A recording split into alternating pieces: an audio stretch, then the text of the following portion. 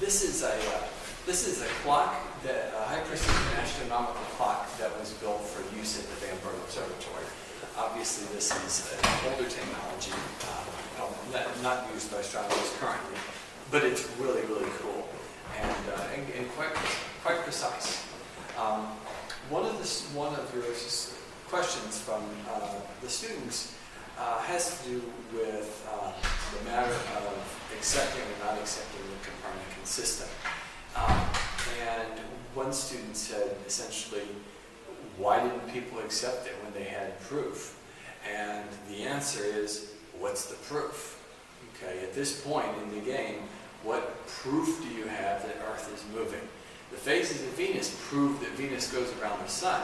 That doesn't prove that Earth moves. So you still have the tachonic system as a possible alternative, in fact, a very attractive alternative. Jupiter's moons show that things go around Jupiter, but they don't prove that Earth moves. You can just as easily argue that they show that one thing goes around another. Jupiter's moons go around Jupiter, Jupiter goes around the sun goes around the Earth. So before you say it was proven, you have to, in science, you can't just say, oh, that sounds like a great idea, that proves it because it sounds like a good idea. You have to have, some very solid evidence that this is the way things are. And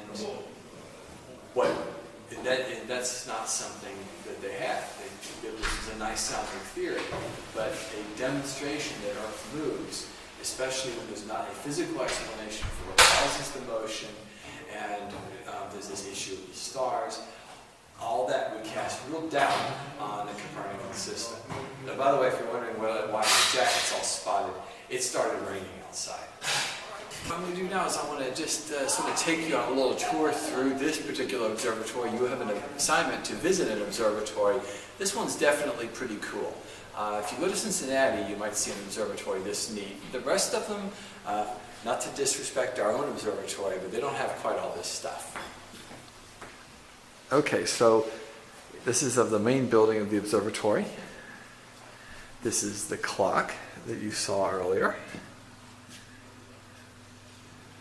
This is a completely mechanical device.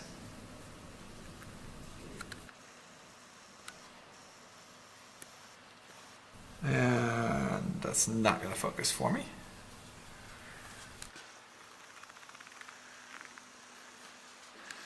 Over here, they have a collection of various scientific instruments of various ages on display.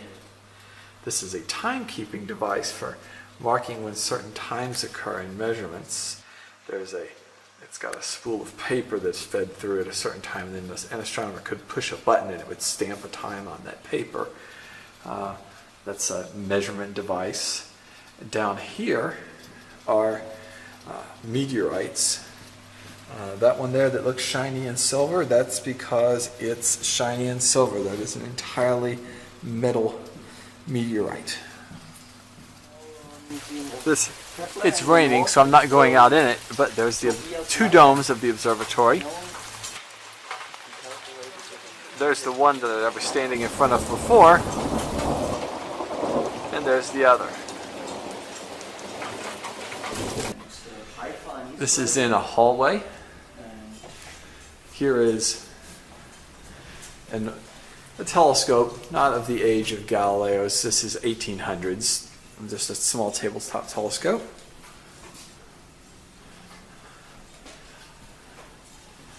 A variety of other scientific instruments and posters.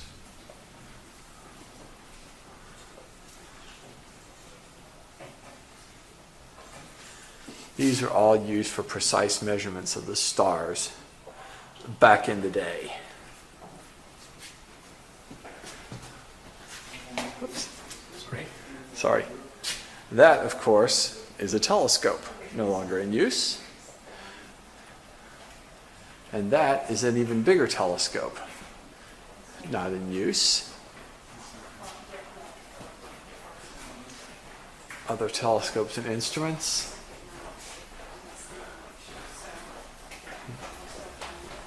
other people photographing and videoing this hallway. Explanations of how telescopes work.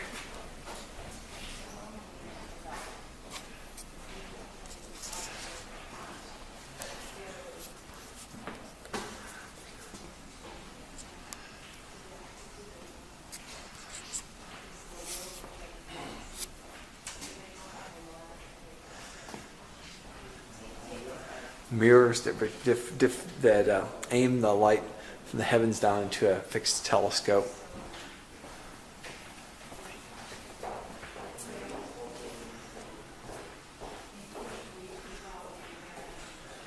Other instruments.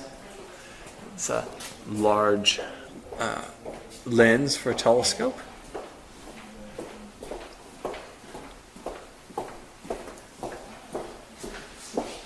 As you can see, the equipment's getting a little bit more modern as we go along. This is stuff from maybe 50 years ago, from the 1960s, as opposed to really old stuff down the hall. This is a type of camera. Another camera.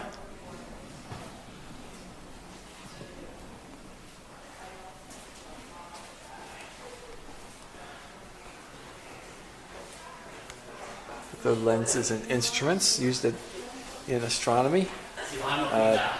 This one has the name Jaina on it, which is a local and very famous optical company. He's filming. Yes, I am. He's filming again. I am. You have a license. No, I don't. You have permission to... Okay. This is a more modern telescope. This one was in use at the observatory until fairly recently. This is a reflecting telescope. It has a mirror down in there, which would reflect the light up to another mirror up there, which would send the light back down to this end that you look in. This telescope on the side is a secondary telescope used for aiming and other work. More astronomical instruments. This is a measuring engine for, you put photographic plates on here, and then they can be measured with precision. A camera, big camera. This is a very sweet telescope. Those of you who are in astronomy 195, boy, this is a nice telescope that a student could use. It has the fine adjustment knobs.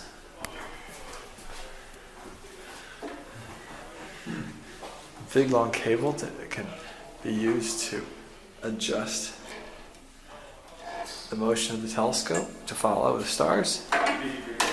Very nice.